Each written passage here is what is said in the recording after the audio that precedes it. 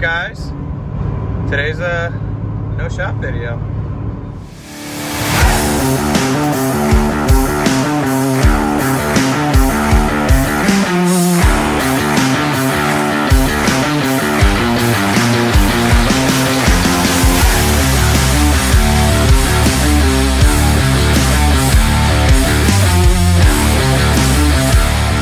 What we got going on today is we're actually on our way down. We're going to look at another machine. Real good price. It's a 2002 Polaris Scrambler 500. So we're driving down there right now, enjoying a beautiful summer sunset. And yeah. Hopefully it won't rain too bad on the way back. We'll see. So this is the new toy right here we just picked up. 500 Scrambler. Needs a couple things, but not much. It was beautifully maintained. And we'll check on it in a little bit with you guys. All right, so quick update on the GS 1000. Went through, slapped the mirrors on, got the tank on, pod filters hooked up. Everything is pretty much together. We have a seat cover coming. So that should be here in the next couple days. Hopefully we can get that on there. If not, I'll let my buddy worry about that. The only thing we're waiting on is a barb that goes into the number 4 intake to run the petcock. Without it, we have to run it on prime, and then it floods out the carburetors. So it's allowing too much fuel to come through for it to handle. So we got to get the barb and hook all that up. But other than that, she's pretty much ready to rip. We just found out that the control here is busted. We have left blinker. You see we have left blinker, but we don't have right. So this control is broken. I can see the piece here for the shut off for the turn signals is broken, so I'm gonna have to tell my buddy about that, and he'll have to go and get a new one. But other than that, hopefully this will be out of here soon and we start working on something else. All right, so we're taking off the tire here, and we're gonna put a tube in the tire. Well, actually, we're gonna look at this tube because this tire's got a tube in it already. We're gonna see if we can patch the tube, and if not, we have another tube for this tire.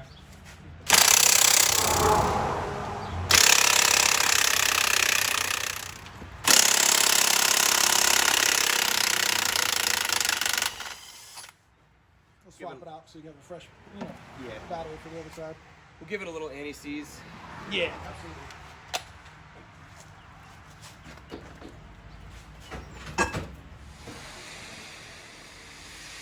All right, so we went through a little bit and messed around with it. We put a new tire on this side because this tire was super dry rotted. Went through and replaced the tube on this side. We took it for a quick little rip around the yard to make sure that everything was working fine. We tried to pull the controls apart and they just fell apart. So we ordered a new one off of Amazon. Be here a couple days. I'm going to go through, replace the LEDs in here. There's a lot of little things that we have to do on the bike. If you want to show, we ordered a new upper bushing because there's play here. So that'll be here this week. You can see in here, in this upper bushing, it moves quite a bit. So we're ordering that. We also ordered tie rod ends. Yeah, this side, if you look at this side, you see there's quite a bit of play in the whole system. So we're just going to replace all of them. Might as well. It's going to be little odds and ends. We're going to do the brakes all the way around. We ordered the bracket for the rear brake here. The old one broke. The bottom half of this bracket broke. The guy gave it to us, but it's all pop aluminum, so it's not really all that good. So we're going to change this out. Hopefully this caliper is good for us. Once all those parts get here, we'll start working on her and giving her hell. All right, it's been a couple days. Got the parts in and we ordered. Start off. Got a new start-stop switch. I'm gonna put. All right, so there's like a little locating screw here. It's like a lock screw. You back that up. There's still a little bit of adhesive from the old grips, from the factory grips. So put it back on. Tighten it down a little bit. It's a small Allen head, so you don't really want to kill it. Low, high. Cool, so we know it works. Now I'll take the new grip, add a little soapy water to the inside of the grip. If you've never done grips before, just take a little bit of soapy water.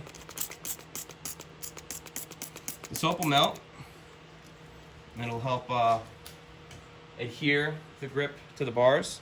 But there's also, this right here is all the factory adhesive from when we pulled the old grips off. So this machine got new grips because we had to cut the old grips off when we were taking the switch off. We had grips lying around, so now the adhesion, when we take it out and it's sunny, first sunny day we have, that adhesive will melt and it'll re-stick everything.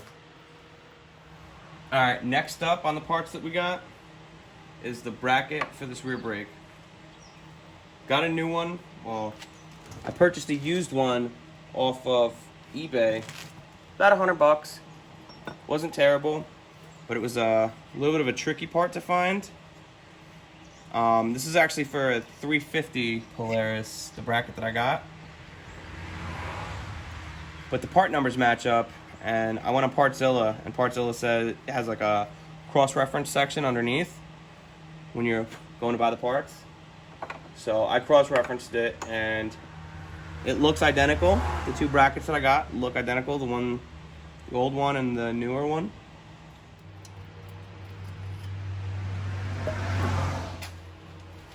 I'll give it another shot by hand. And if she doesn't want to go by hand, I might have to take the impact to her. Yeah.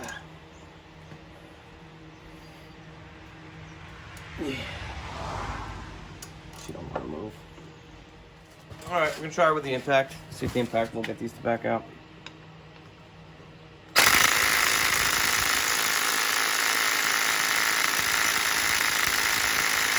Nope.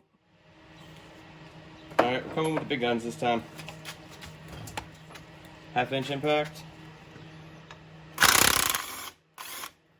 Ha ha! There's one. Ha ha! There's two. Nasty. This one I think I'm gonna clean up with the wire wheel a little bit. All right, I bolted the new bracket up. I noticed there's a pin here that holds brake pads on.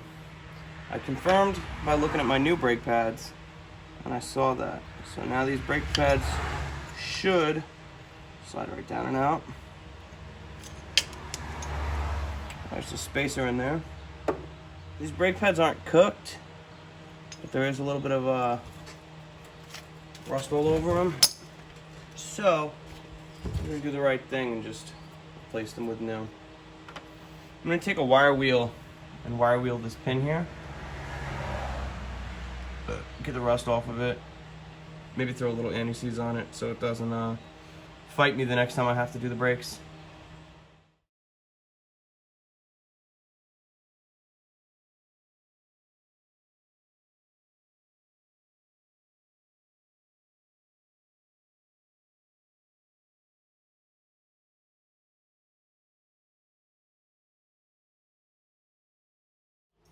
Alright, so we're gonna break the bleeders loose on this thing and try and get the pistons to go inside the caliper that way. We were gonna bleed the brake system anyway, so it's not really a big deal. A big deal for us, yeah. From our commercial brake.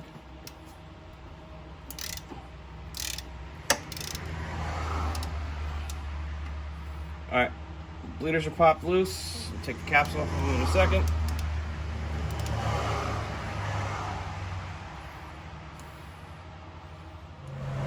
Alright, we pulled the bleeders off the calipers.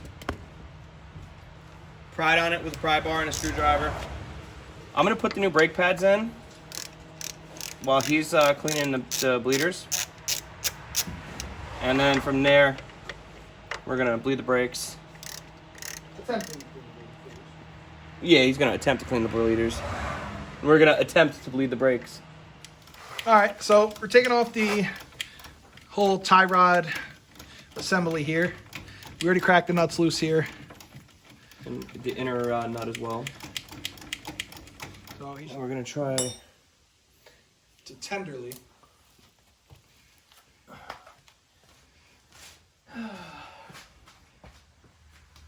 Try and do it from that side. Yeah. Turn the bars towards you.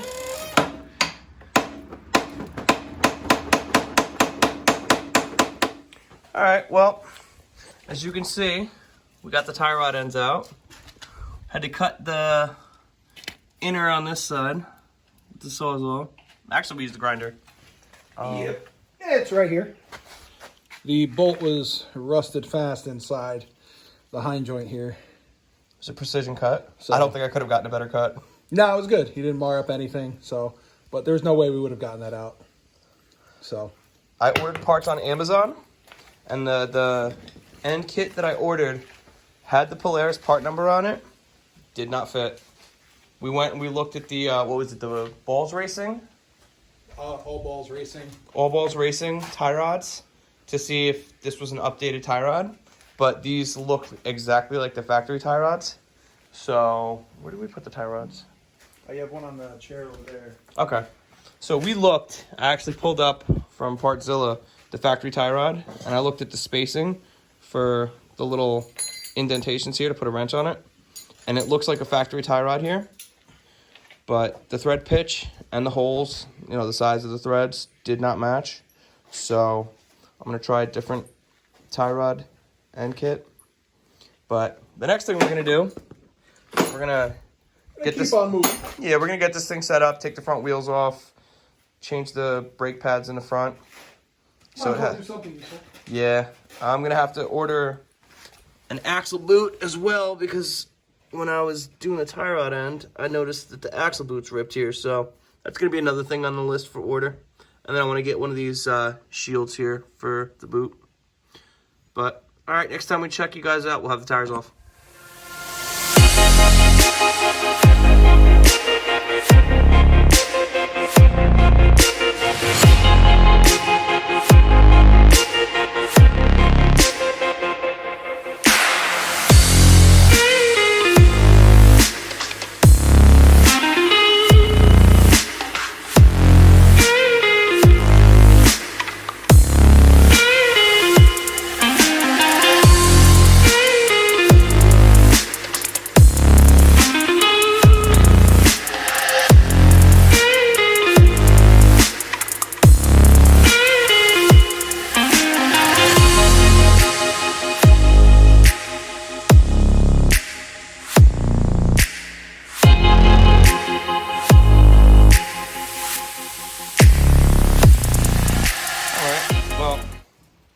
Polaris looks a little bit different than the last time you guys saw it. Let's see. When doing the brakes on the right side, one of the brake lines busted. So we went and we took a ride, got a little bite to eat, and then decided when we came back, after we were brainstorming about this brake line, which we're going to show you right here.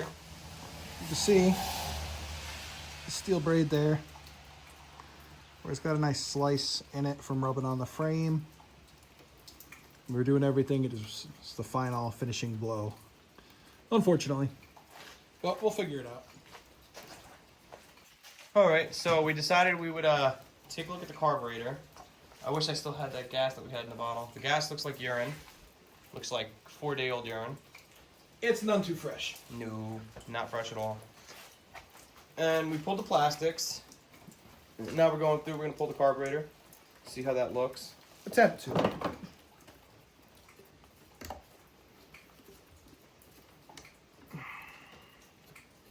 so that's why that wasn't in there. So you see the snap-up bolt. Oh, and that's like a special piece, huh? That it is.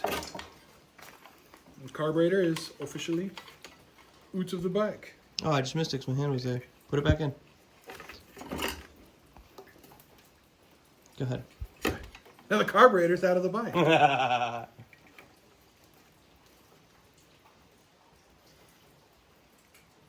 Yeah, we can, I mean, you can do everything with that, unhooking all your choke and everything else right here on the bike. I wouldn't pull it all apart to put it in an ultrasonic cleaner or anything. No. Woo! Yeah, we'll drain the carb. Nice. That's one way to drain the carburetor.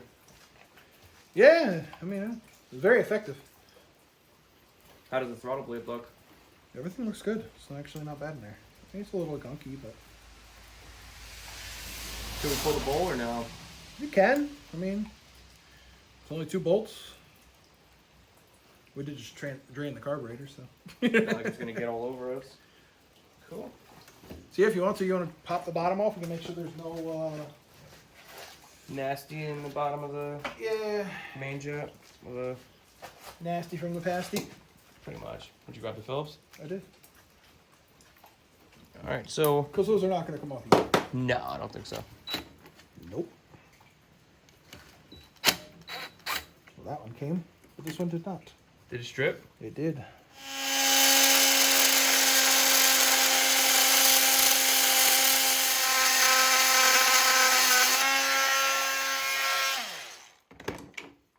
Either she's gonna go or she's not.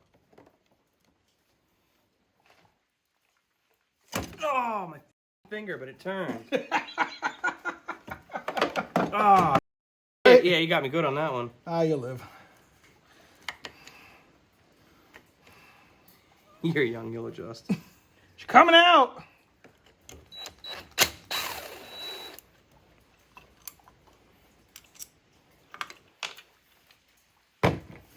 No, she clean. Not terrible. Nah, that's honestly that's beautiful. Nothing sitting in there. I think that's perfect. I'd slap it back together. I'll grab some screws and we'll. I wouldn't even bother. Yeah, that's fine. She didn't run like she was having any enrichment issues or anything like that.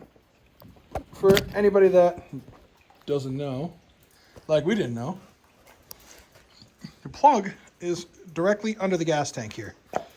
So, in order to do your spark plug, you have to remove the plastics and the gas tank.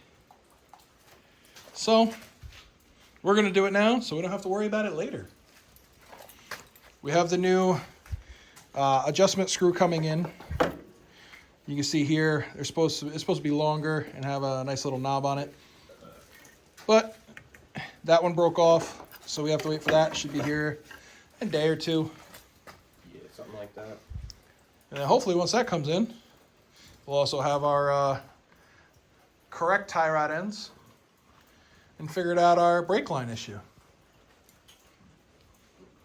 And then what else do we have on the list? Tube for the tire or replace the front tires. Yep. We're going to have to get a master cylinder. Master cylinder for the rear brakes. As you can, if you can see down here, not really. It doesn't work properly. It's seized up. It's all nasty. Yeah, don't Just take our word for it. master cylinder, don't master. So, anything else you got to say? You like this kind of content? Like, comment, subscribe, and See you on the next one.